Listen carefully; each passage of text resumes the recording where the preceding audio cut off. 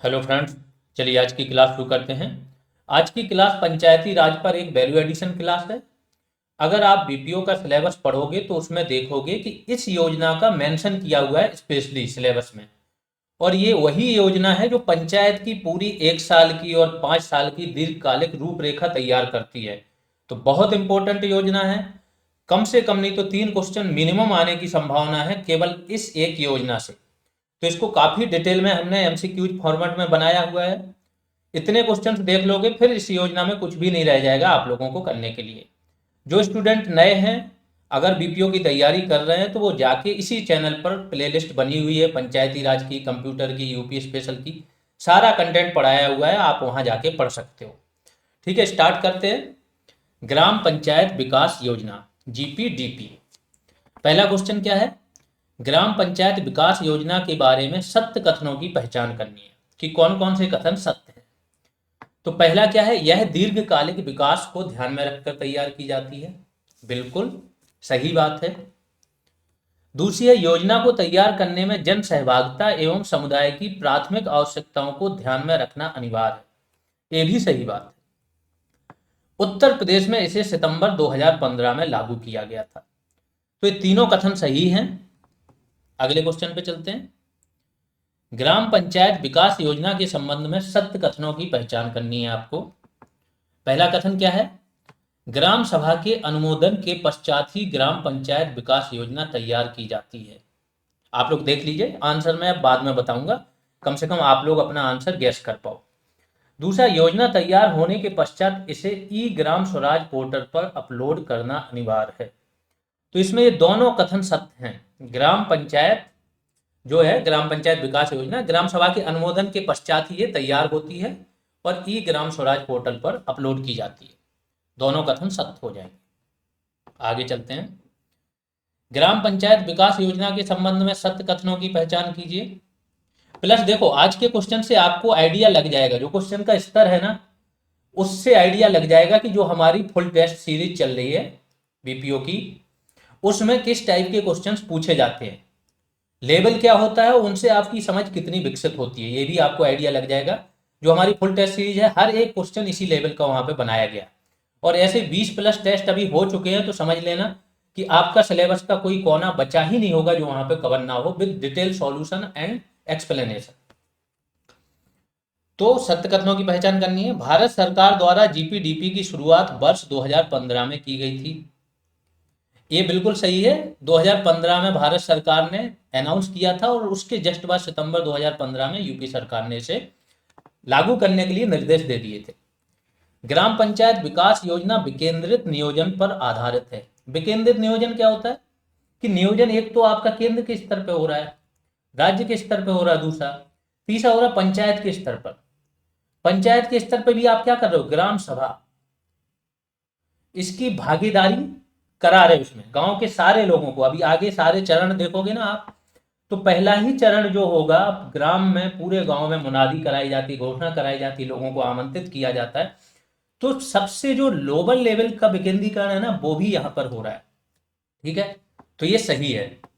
यह योजना सहभागी नियोजन, नियोजन मतलब प्लानिंग, सहभागी मतलब सबकी सहभागिता, एवं वित्तीय संसाधनों के अभिसरण। तो दूसरी चीज भी तो देखनी है कि अगर हमारे पास, हमने देख लिया, प्लान तो कर लिया, लेकिन हमारे पास संसाधन है कि नहीं है, तो वित्तीय संसाधन भी देखने, और दोनों में कन्वर्जेंस, दोनों में एक सामंजस्य बिठाने पर आधारित होती है। ये भी बिल्कुल सही बात है। तो क्या हो जाएगा? सभी कथन सत्य हो जाएंगे। अच्छा, एक क्वेश्चन आया था, कोई स्टूडेंट पूछ रहा था कि जो बलवंत राय मेहता समिति है उसने पंचायती राज को लागू करने के लिए बोला, तो लोकतांत्रिक त्रिस्तरीय पंचायती राज व्यवस्था जब आई, तो उसका मेन सबसे अप्रोप्रिएट आंसर क्या होगा? लोकतांत्रिक सरकार। कुछ लोग इसमें थे कि संघीय सरकार होगा कि कुछ और होगा, है ना, विकेंद्रीकरण ये वो।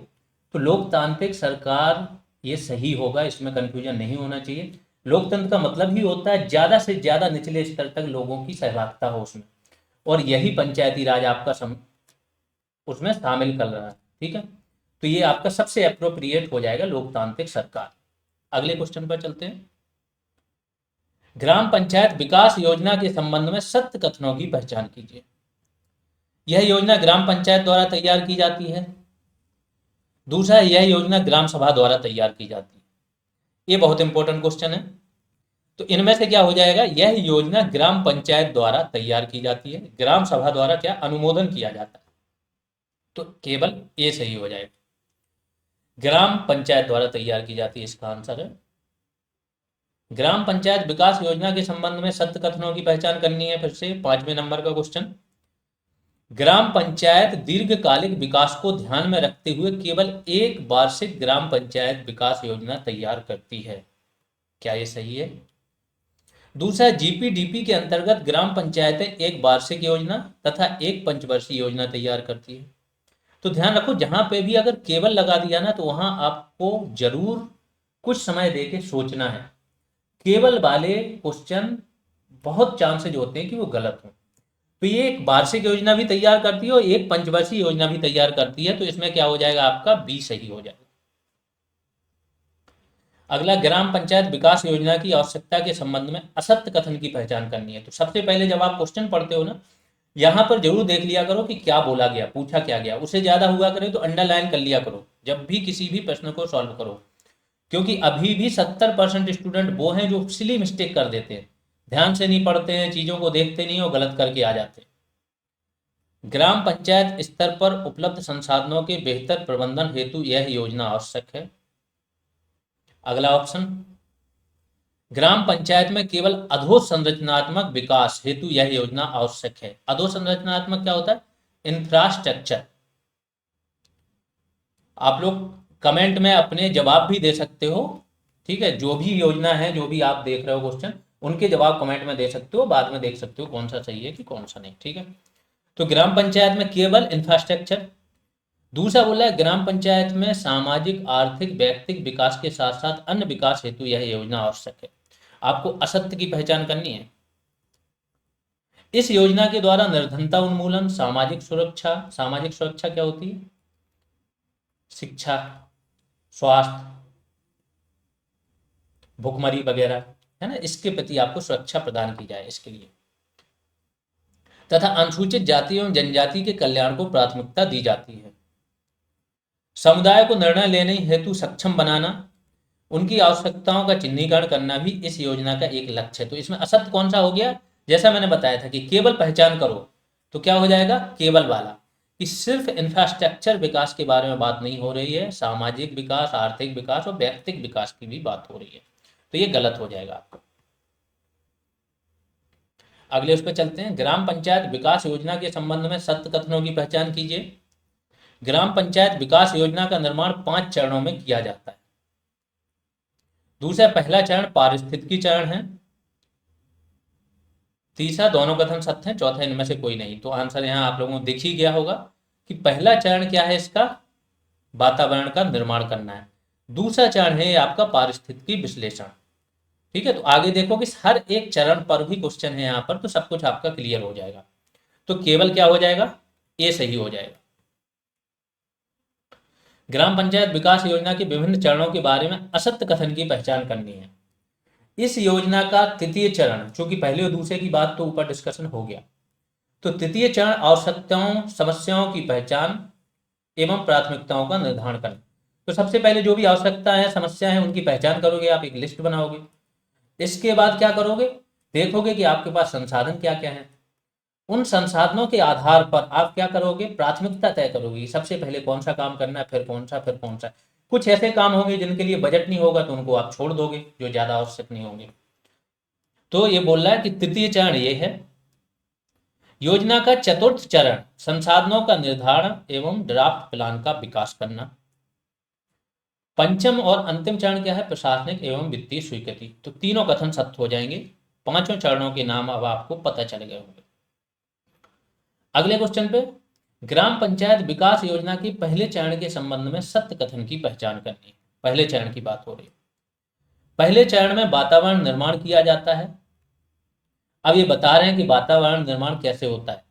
इसके लिए प्रचार सामग्री का वितरण करते हैं, पोस्टर, पैम्पलेट वगैरह, जिसमें ग्राम पंचायत विकास योजना का परिचय देते हुए सभी परिवारों को पत्र भेजा जाता है तथा योजना निर्माण की प्रक्रिया में भाग लेने हेतु आमंत्रित किया जाता है, करना होता है। ठीक है, तो क्या पहला सही है?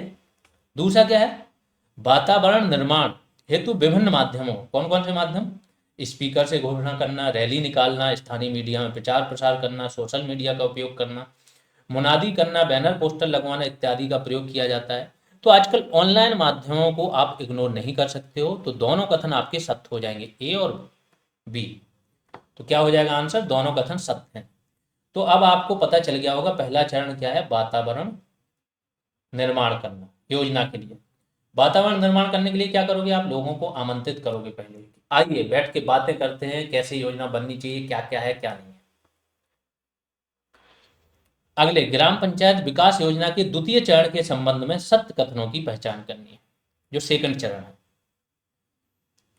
इस चरण में प्राथमिक एवं द्वितीय सहयोगी आंकड़े इकट्ठे किए जाते हैं। द्वितीय चरण क्या था? पारिस्थितिक विश्लेषण। तो प्राथमिक और द्वितीय सहयोगी आंकड़े, आंकड़े वही होते हैं, पहले छोटे आंकड़े इकट्ठे करो, फिर द्वितीयक उनसे रिलेटेड आंकड़े इकट्ठे करो, ये होता है पूरा काम। और बैठकों की फोटोग्राफी कराई जाती है। आंकड़ों के विश्लेषण एवं तुलना करने हेतु सचिव, ग्राम प्रधान के साथ साथ, बहुत इंपॉर्टेंट है, नियोजन एवं विकास समिति के सदस्य भी भाग लेते हैं। इनमें से कौन सा सही होगा? तो देखो, नियोजन और विकास समिति है किस लिए? प्लानिंग के लिए ही है ना। अध्यक्ष कौन होगा? प्रधान होगा इसका। ये तो भाग लेंगे ही लेंगे, प्लस इस समिति के सदस्य भी भाग लेंगे, तो दोनों कथन सत्य हो जाएंगे। ग्राम पंचायत विकास योजना के द्वितीय चरण के संबंध में सत्य कथनों की पहचान करनी। अभी भी द्वितीय चरण चल रहा है आपका, सत्य कथन बताइए। अब आंकड़ों का आप क्या कर रहे हो? आंकड़े मंगा रहे हो पहले, फिर उसका विश्लेषण भी करोगे। इस चरण में आंकड़ों के संग्रह हेतु ग्रामीण सहभागी आकलन, इस शब्द को जो याद रखना, पार्टिसिपेटरी रूरल अप्रेजल, इसका हिंदी क्या होता है? ग्रामीण सहभागी आकलन पद्धति का प्रयोग किया जाता है, सही है। ग्रामीण सहभागी आकलन पद्धति में घर घर सर्वेक्षण कराया जाता है, गांव का भ्रमण किया जाता है, सामाजिक मानचित्रण किया जाता है, संसाधनों का मानचित्रण किया जाता है, और समूह केंद्रित चर्चा जैसे प्रयास शामिल होते हैं। तो क्या हो जाएगा? दोनों कथन सत्य हैं। अगले उस पर चलते हैं। ग्राम पंचायत विकास योजना के तृतीय चरण में इसके संबंध में असत्य कथन की पहचान करनी है। फिर से यहां पर जब भी ऊपर आप लाइन पढ़ो, आपके पास 2 आवर्स रहेंगे। 2 आवर्स में आपको क्या करना है? पूरा आपका ह्यूमैनिटी वाले सब्जेक्ट है जो भी आपके एग्जाम में आ रहे हैं, बहुत आसान होंगे, इतना कठिन क्वेश्चन वहां नहीं पूछा जाएगा, वहां 1 लाइनर रहेंगे यूपी ट्रिपल एससी में। केवल 10 या 15 क्वेश्चन होंगे जो ट्रिकी होंगे, बाकी बड़े सिंपल से इजी से होंगे। तो आपको क्या करना है? आप देखोगे कि 1 घंटे में आपका पेपर हो जाएगा, तो आपको ये जल्दबाजी नहीं दिखानी है, आपको बहुत ध्यान से एक एक क्वेश्चन फिर उसके ऑप्शन पढ़ने, जो ऊपर सत्य असत्य या कुछ भी पूछा जाए उसे अंडरलाइन जरूर करना है। तो यह चरण क्या है? तृतीय चरण के बारे में हो रहा है। पारिस्थितिकी विश्लेषण के पश्चात आता है, बिल्कुल सही बात है, जिसमें समस्याओं की लिस्ट बनाई जाती है तथा प्राथमिकताओं का निर्धारण किया जाता है। तो इसमें क्या किया जाता है? समस्याओं की लिस्ट बनाई जाती है और प्राथमिकताओं का निर्धारण किया जाता है। प्राथमिकताओं का निर्धारण कैसे करते हो? उपलब्ध संसाधनों के अनुसार ही किया जाता है। तो क्या हो जाएगा? दोनों सही हो जाएगा। ये बीपीओ पेड बैच की जानकारी है। अगर आपको बीपीओ पेड बैच ज्वाइन करना है, देखो अभी कुछ न्यूज़ें मिलती रहती हैं, कुछ लोग क्या है कॉपी पेस्ट करके यही सारी चीज़ें तोड़ मरोड़ के पेस्ट करके अपने बैच 100 रुपये, 50 रुपये, 200 रुपये ऐसे चलाते रहते हैं। ध्यान रखो, फीस तो इतनी नॉमिनल रखिए, 299 आपका 1 महीने का रिचार्ज होता है किसी व्यक्ति का। और अगर यहाँ से आपको गवर्नमेंट जॉब मिल रही है, जो कि अगर आपने तैयारी कर ली तो बहुत ईजिली मिलेगी, तो ये रुपये वैल्यू है ही नहीं इसकी। अब इस चक्कर में कुछ लोग 10 जगह बैच लेने के चक्कर में कम में पड़ जाओ, ऐसे लोगों के चक्कर में फंस जाते हैं जो वही चीज़ें तोड़ मरोड़ के पेश कर रहे हैं। आपको कंटेंट तो मिल जाएगा, लेकिन आपने सोचा है कि 3000 स्टूडेंट अगर यहाँ पे ऑलरेडी पेड बैच में जो हर चीज़ पढ़ रहे हैं, टेस्ट लगा रहे हैं, टॉपिक वाइज टेस्ट लगा रहे हैं, वैल्यू एडिशन कंटेंट पढ़ रहे हैं, इसका क्लास कंटेंट पढ़ रहे हैं, हर टाइम उनसे बात हो रही है, उनको मोटिवेट किया जा रहा है, अपडेट किया जा रहा है, उनकी क्वेरी ली जा रही, तो आपको लग रहा है कि कोई व्यक्ति जो पीछे है वो करा रहा है और वो आपका यहाँ से जो बाकी लोगों का लेवल अगर 90% तो आपका 70% भी आएगा, आपको ऐसा लगता है? और अगर इनका 90% है तो कट ऑफ यही 3000 डिसाइड करेंगे ना, कि बाहर का व्यक्ति करेगा। तो बेवकूफ़ नहीं बनना, इसीलिए कि जिन लोगों को सच में ज़्यादा प्रॉब्लम है उनके लिए यूट्यूब पर सारी चीज़ें फ्री में दी गई हैं। तो इतनी ही प्रॉब्लम है, आप यूट्यूब से पढ़ लो, लेकिन इन जालसाजों के चक्कर में मत फंसना। ये बेवकूफ़ लोग हैं जो खुद भी तैयारी कर रहे हैं उसी एग्जाम की, और बस कॉपी पेस्ट करके इधर उधर की चीज़ें बेच के पैसा कमाने का, पैसा नहीं कमा रहे हैं, सबसे इंपॉर्टेंट आपका टाइम है। अगर आप 1 महीना भी वेस्ट कर देते हो इन लोगों में तो ये नहीं आएगा वापस। ठीक है, ये बैच है, अगर आप ज्वाइन करना चाहते हो तो बैच को ज्वाइन कर सकते हो। ये सारी चीज़ें आपको मिल जाएंगी इस बैच में।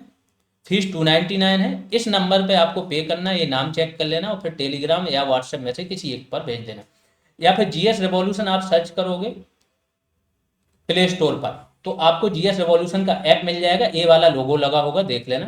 ठीक है, एक ही ऐप आता है जीएस रेवोल्यूशन सर्च करने पे, उसको डाउनलोड करके आप स्टोर में जाओगे, स्टोर सेक्शन में यहाँ पर बैच आपको मिल जाएगा बीपीओ 1468 करके, उसको ज्वाइन कर सकते हो।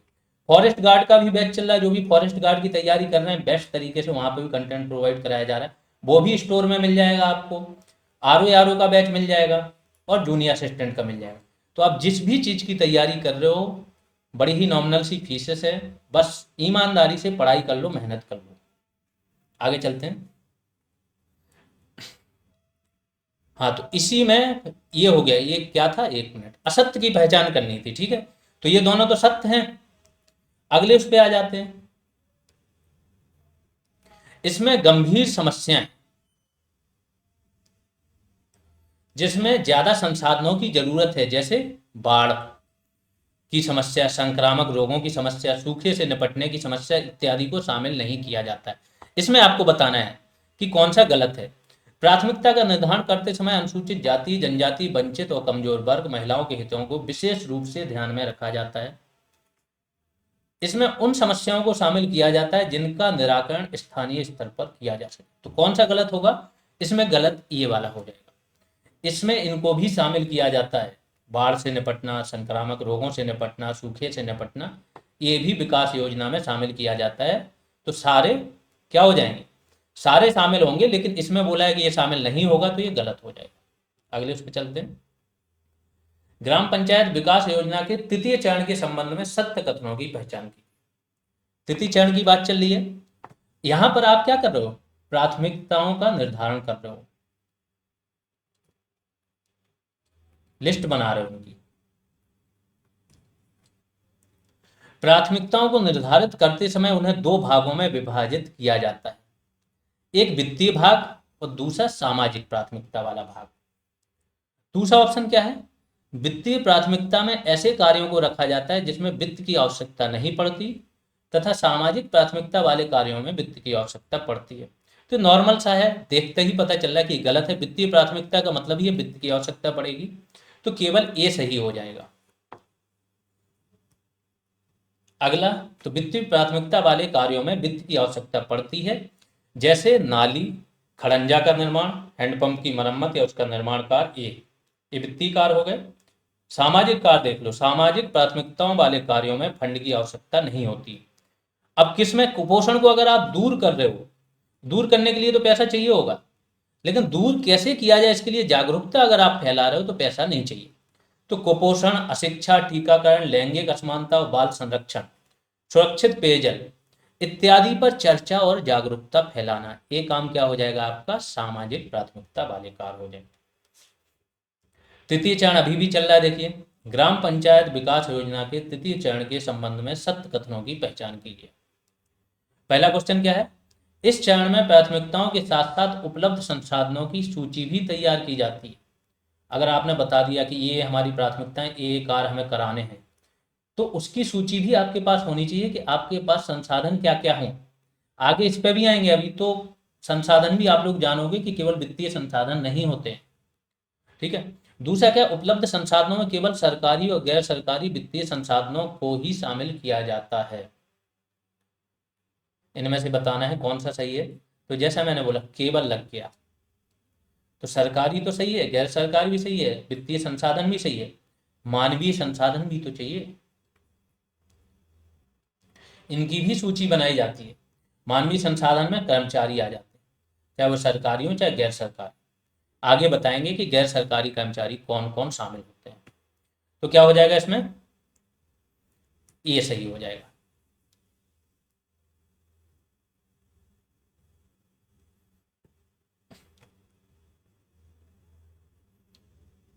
ये ई ऑप्शन ही इसका आंसर है।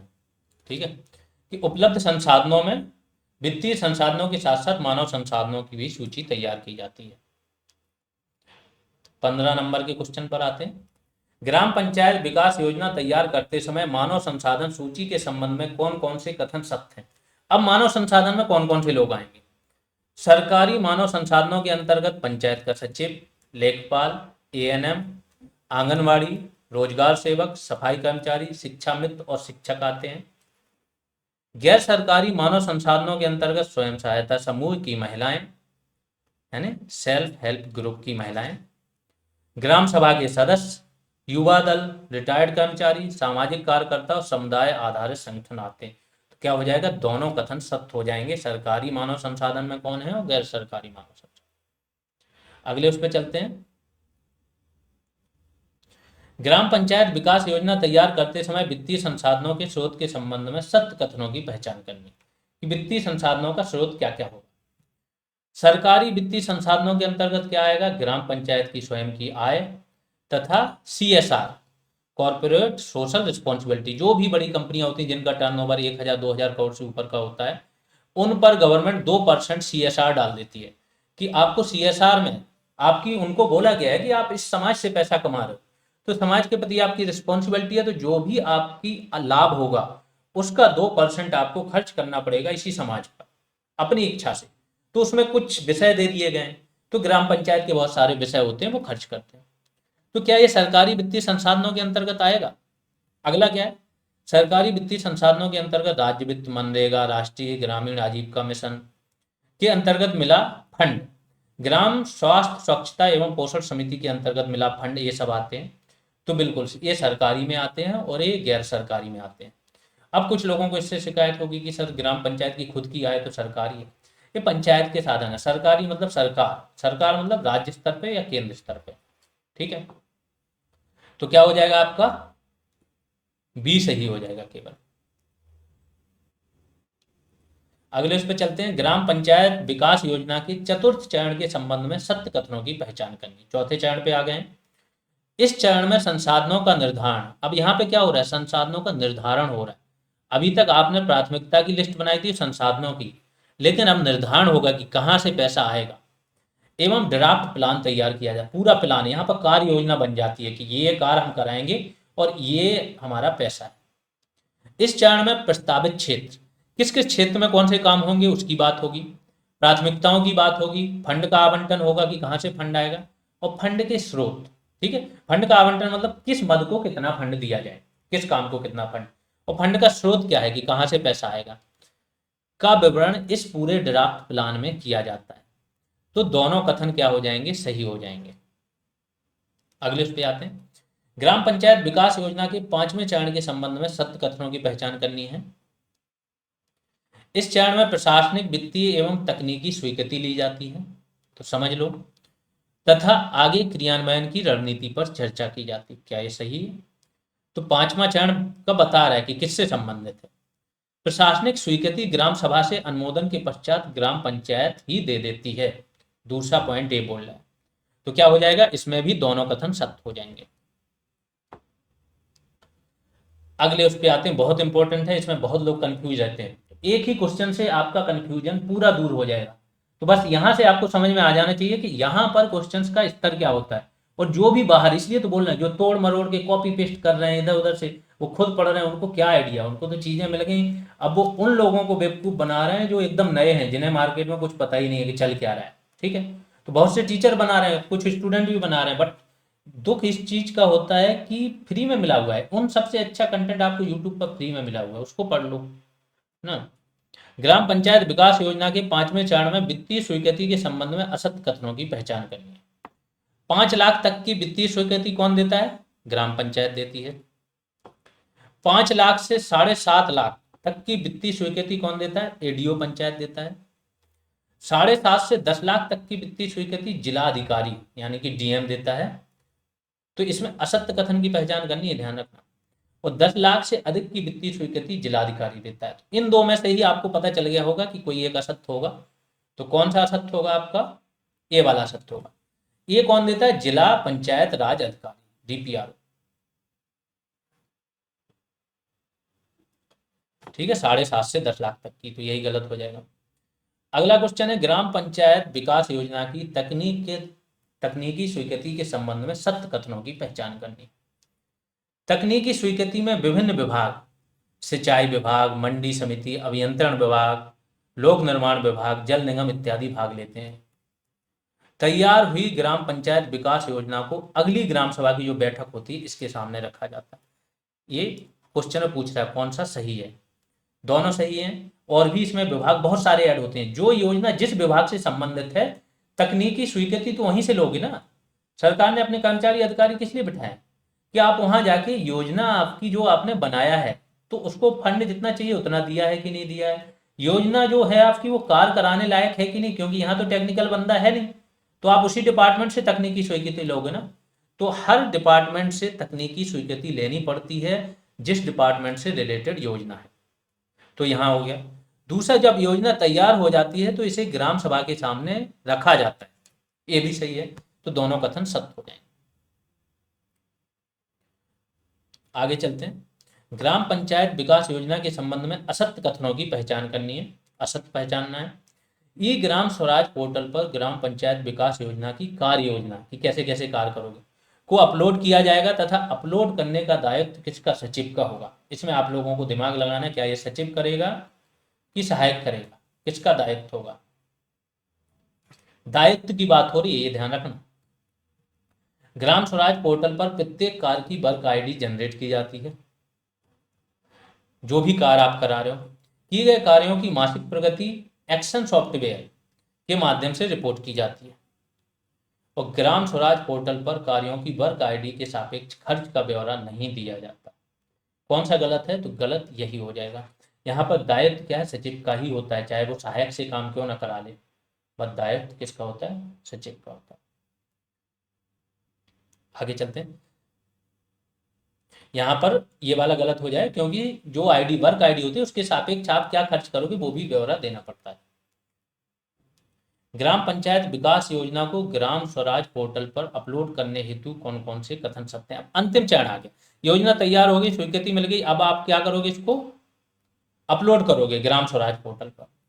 इस योजना को अपलोड करने से पहले वाइब्रेंट ग्राम सभा पोर्टल, ठीक है, में ग्राम पंचायत द्वारा थीम का चयन करते हुए एक संकल्प लिया जाता है तथा इस ग्राम सभा संकल्प की हस्ताक्षर प्रति अपलोड की जाती है। मीन से बोल रहा है कि ग्राम सभा में एक इसकी बैठक में एक संकल्प प्रस्तुत किया जाता है, उसे पास किया जाता है और उस पर जब साइन हो जाए तो उस साइन भरे पत्र को, संकल्प पत्र को अपलोड करोगे आप कहां पर, वाइब्रेंट ग्राम सभा पोर्टल पर। अगला है जीपीडीपी पोर्टल। जीपीडीपी का अपना खुद का एक पोर्टल होता है, इसमें सभा को शेड्यूल किया जाता है तथा इसके पश्चात ई ग्राम स्वराज पोर्टल में योजना को अपडेट किया जाता है। तो अंतिम चरण क्या होता है, ई ग्राम स्वराज पोर्टल में अपडेट करना। दोनों कथन सत्य हो जाएंगे, ये ध्यान रखना। जो आपका वाइब्रेंट ग्राम सभा पोर्टल है ना, वो बनाई गया है कि ग्राम सभा की जो बैठक हो उस बैठक को एकदम जीवंत बना देने के लिए। तो यहाँ बैठक होता है, उसकी क्रियाकलाप को बिल्कुल रिकॉर्ड किया जाता है, रिकॉर्ड में लाया जाता है वाइब्रेंट ग्राम सभा पोर्टल। तो वहाँ पे जो भी बैठकों में काम हो रहे हैं वो पहले यहाँ अपलोड होंगे। जब वहाँ से स्वीकृति मिल जाए तो इसके बाद क्या करोगे, इस सभा को शेड्यूल करोगे, फिर ई ग्राम स्वराज पोर्टल पर अपलोड कर दोगे। तो दोनों कथन सत्य है। अगले उस पर चलते हैं। ई ग्राम स्वराज पोर्टल के संबंध में सत्य कथनों की पहचान करनी। ये पोर्टल जो है इसमें पंचायत, हर ग्राम पंचायत की अपनी प्रोफाइल होती है। तो ये बोल रहा है कि इसमें ग्राम पंचायत की प्रोफाइल को 6 महीने में अपडेट करना जरूरी होता है। दूसरा है जीपीडीपी ओरिएंटेशन विवरण, एक बार अपडेट करना जरूरी होता है। तो जीपीडीपी का ओरिएंटेशन विवरण सिर्फ एक बार जरूरी होता है और बाकी इसको 6 महीने। कार्य योजना में 22 प्रायोजित मुख्य योजनाओं की बजट तथा उनसे संबंधित कार्यों को अपडेट करना जरूरी होता है। तो इसमें तीनों कथन सत्य हो जाएंगे। अगले क्वेश्चन पे आते हैं। वाइब्रेंट ग्राम सभा पोर्टल के संबंध में सत्य कथनों की पहचान करनी। ग्राम सभा की बैठक को जीवंत बनाने के लिए यह पोर्टल तैयार किया गया है, पहले ही बता चुका हूं। इस पोर्टल की टैगलाइन ग्राम सभा हमारी पहचान, गांव की है, गांव की यह है शान है। तो क्या होगा इसमें, दोनों कथन सत्य हो जाएंगे। यही इसकी टैगलाइन है और ये जीवंत बनाने के लिए तैयार किया गया। ठीक है, यहाँ पर आपकी आज की क्लास खत्म होती है।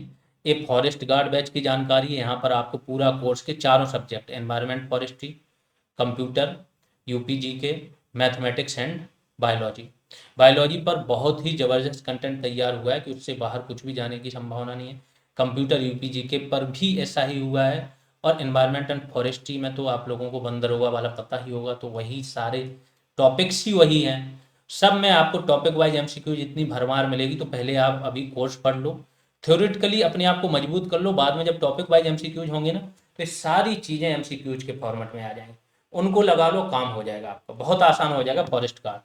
ठीक है, इसको ऐप पर जाइए, जीएस रेवोल्यूशन सर्च कीजिए, इसके बाद स्टोर में जाइए, स्टोर में जाके आपको बैच मिल जाएगा, या किसी भी वीडियो के डिस्क्रिप्शन में जाओगे तो वहाँ पर लिंक होती है ऐप की। वीडियो के कमेंट सेक्शन में एक पिंड कमेंट होता है, वहाँ से आपको सारे बैचों की जानकारी मिल जाएगी। बाकी आप लोगों की भी जिम्मेदारी है कि जो भी आपके आसपास हैं, फ्रेंड फैमिली जिससे भी है, आप शेयर करो। अगर वो किसी चीज़ की तैयारी कर रहे हैं तो उन्हें इसके बारे में ज़रूर बताओ। अभी के लिए इतना ही, धन्यवाद।